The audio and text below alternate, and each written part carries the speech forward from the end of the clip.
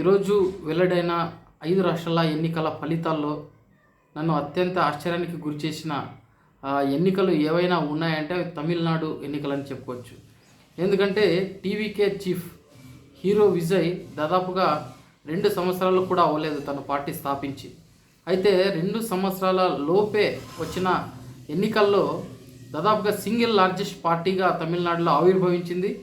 Magic ఫిగర్కు కేవలం 9 స్థానాలు మాత్రమే తక్కువగా తెచ్చుకునింది. లేదంటే సింగిల్గా టీవీకే విజయ్ తమిళనాడులో మొట్టమొదటి ప్రయత్నంలోనే సీఎంగా కూర్చుండేవాడు.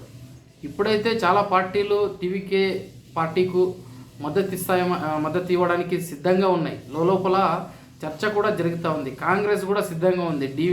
డిఎంకేతో పొత్తును తెంచుకుని మరి టీవీకే విజయ్తో పొత్తును కుదుర్చుకోవడానికి కాంగ్రెస్ సిద్ధంగా ఉన్నట్లుగా కూడా తెలుస్తూ ఉంది. అంతేకాకుండా ఇంకో విధంగా చెప్పాలంటే అన్నాడీఎంకే కూడా ట్రై చేయొచ్చు విజయ్తో పాటు ప్రభుత్వంని ఏర్పాటు చేయడానికి.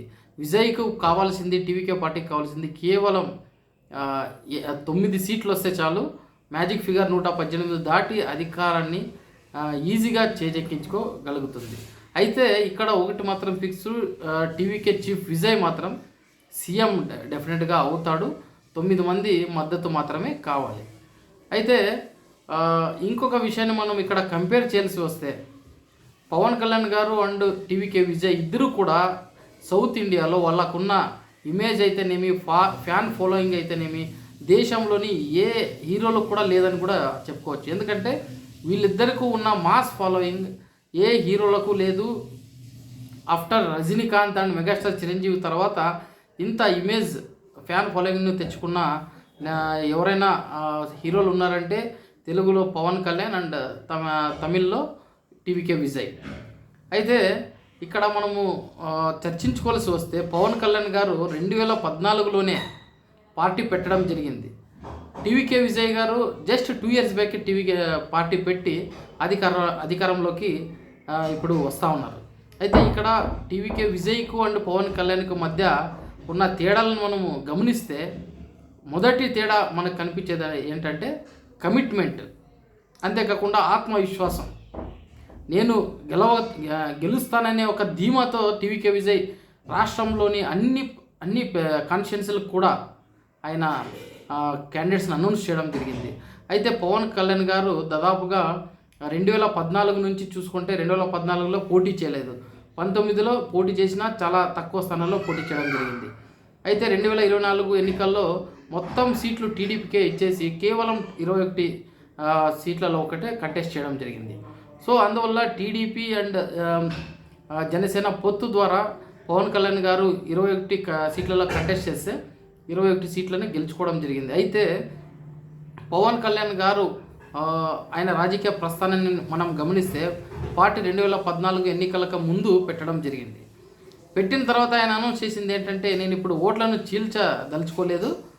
ఎందుకంటే వైఎస్ జగన్ సీఎం అయితే రాష్ట్రానికి ప్రమాదం, కొత్త రాష్ట్రం కాబట్టి చంద్రబాబు నాయుడు గారు పరిపాలన చాలా బాగా చేస్తారు, సో ఆయనకు నేను మద్దతు ఇస్తాను, బీజేపీ అండ్ చంద్రబాబు నాయుడు కూటమికి మద్దతు ఇస్తానంటూ కూడా ఆయన అప్పుడు అనౌన్స్ చేయడం జరిగింది. అదే అప్పుడు చాలా వివాదానికి కూడా కారణమైంది. ఇప్పుడు పార్టీ పెట్టిండేది ఎందుకు? ఒకవేళ మీరు పార్టీ పెట్టాలంటే 2014 ఎన్నికలకు ముందు పెట్టాల్సిన అవసరం ఏముంది? నువ్వు 2014 ఎన్నికలకు కంటెస్ట్ చేయలేకపోతే ఎన్నికల తర్వాత పెట్టచ్చు కదా. అంటే అక్కడ మీలో ఉన్న కమిట్మెంట్, పవన్ కళ్యాణ్లో ఉన్న కమిట్మెంటు గురించి కూడా చాలామంది విమర్శించడం జరిగింది. ఎందుకంటే పవన్ కళ్యాణ్ కేవలం చంద్రబాబు నాయుడును అందలం ఎక్కించడానికి, అధికారాన్ని చంద్రబాబు నాయుడుకు దగ్గర చేయడానికి మాత్రమే పవన్ కళ్యాణ్ రాజకీయాల్లోకి రావడం జరిగింది. తెలుగుదేశం యొక్క తోక పార్టీ ఏదైనా ఉంది అంటే జనసేన అంటూ కూడా చాలా విమర్శలు రావడం జరిగింది. వాటన్నిటిని పక్కన పెట్టి పవన్ కళ్యాణ్ గారు 2014 ఎన్నికల్లో బీజేపీకి అండ్ తెలుగుదేశం కూటమికి సపోర్ట్ చేసి ఆ ఎన్నికల్లో ఆ కూటమి విజయం సాధించడానికి ప్రయత్నించడం జరిగింది. అంతేకాకుండా చాలా చోట్ల ప్రచారం కూడా చేయడం జరిగింది. అయితే 2019కి వచ్చేసరికి విశ్లేషకులు చెప్తున్న మాటలు ఏంటంటే, తెలుగుదేశం 2014 నుంచి 19 మధ్య జరిగిన పరిపాలన పైన ప్రజలు చాలా అసంతృప్తితో ఉన్నారు. కాబట్టి అసంతృప్త ఓటర్లను చీల్చడానికి మరొక్కసారి తెలుగుదేశాన్ని అధికారంలోకి తీసుకురావడానికి ఆయన సింగిల్గా పోటీ చేయడం జరిగింది. సింగిల్గా కూడా అన్ని చోట్ల పోటీ చేయలేదు. సో అక్కడ ఒక్క సీటు మాత్రమే గెలుచుకోవడం జరిగింది. పవన్ కళ్యాణ్ గారు భీమవరం అండ్ గాజువాకలో కంటెస్ట్ చేసి చిత్తుగా ఓడిపోవడం కూడా జరిగింది. సో ఇక్కడ ఏంటంటే కమిట్మెంటు, నేను సీఎం అవ్వాలనే ఒక తాపత్రయం అనేది పవన్ కళ్యాణ్ గారిలో చాలా తక్కువగా కనిపించింది అంటారు విశ్లేషకులు.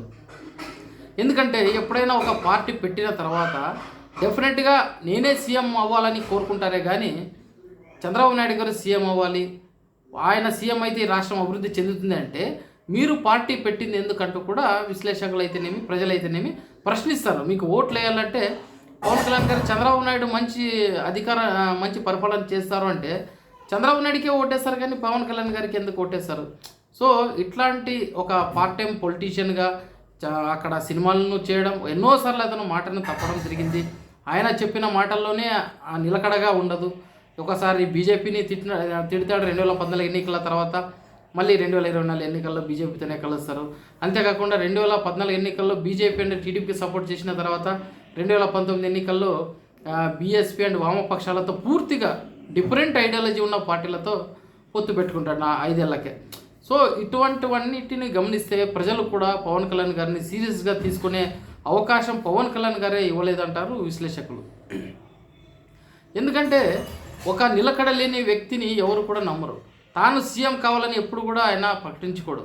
వేరే తెలుగుదేశం పార్టీని అధికారంలోకి తీసుకురావడానికే ప్రయత్నిస్తాడు అని కూడా ఆయన పైన విమర్శ ఉంది. యాక్చువల్గా చాలా వైసీపీ అయితేనేమి, మిగతా రాజకీయ విశ్లేషకులు అయితేనేమి, పవన్ కళ్యాణ్ గారు చేసే ప్రధాన ఆరోపణ ఏంటంటే పవన్ కళ్యాణ్ గారు ఎప్పుడు కూడా చంద్రబాబు నాయుడు గారిని సీఎం చేయడానికే ప్రయత్నిస్తారు తప్పితే ఆయన ఎప్పుడు సీరియస్గా సీఎం అవడానికి ప్రయత్నం చేసింది లేదు అంటారు. అంతేకాకుండా దాదాపుగా 2014 అంటే దాదాపుగా 12 ఏళ్ళైనా కూడా జనసేన పార్టీకి బూత్ లెవెల్లో స్ట్రెంగ్త్ లేకపోవడం, అంతేకాకుండా క్యాడర్ లేకపోవడం కూడా పవన్ కళ్యాణ్ గారి పట్టు పార్టీ పైన ఏమాత్రం ఉందనేది కూడా అర్థం చేసుకోవచ్చు అంటారు విశ్లేషకులు.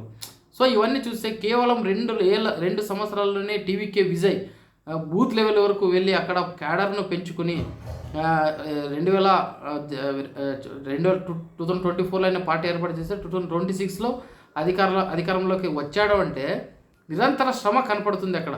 ఆయన ప్రచార హోర్ అనేది పక్కా ప్రణాళికతో ఉంది. అంతేకాకుండా చిత్తశుద్ధితో కూడా ఎలక్షన్లలో క్యాన్వాస్ చేయడం జరిగింది. ఎన్ని అడ్డంకులు ఎదురైనా కూడా వాటిని ఎదుర్కొని వాటన్నింటినీ మొదట ఆయన ఒక మీటింగ్కి వెళ్ళింటే ఆ మీటింగ్లో దాదాపుగా 36 మందికి తొక్కేసలాటలో 36 మంది చనిపోవడం జరిగింది. అక్కడికే డీలా పడిపోతారు ఎవరైనా.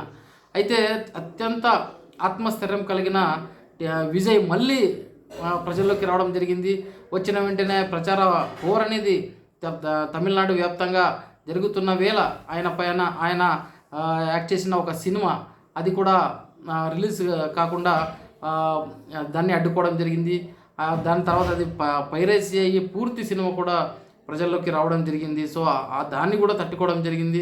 అయితే చివరి అస్త్రంగా అక్కడ ఉన్న పొలిటికల్ పార్టీలు వాళ్ళ భార్య ద్వారా విడాకులకు సంబంధించిన ఒక పిటిషన్ని కోర్టులో వేయడం జరిగింది. సో దాన్ని కూడా ఆమె ఏకంగా విజయ్ వాళ్ళ wife Trisha and Vijay relation పైన అలిగేషన్స్ చేయడం జరిగింది. క్యారెక్టర్ అసోసియేషన్ కూడా చేసే విధంగా కూడా ప్రచారం చేసింది. అయితే వాటన్నింటినీ దాటుకుని నిజంగా విజయ్ ఈరోజు సాధించిన సీట్లు చూస్తే విజయ్ను నిజంగా ఎంత పొగిడినా తక్కువే అనిపిస్తుంది.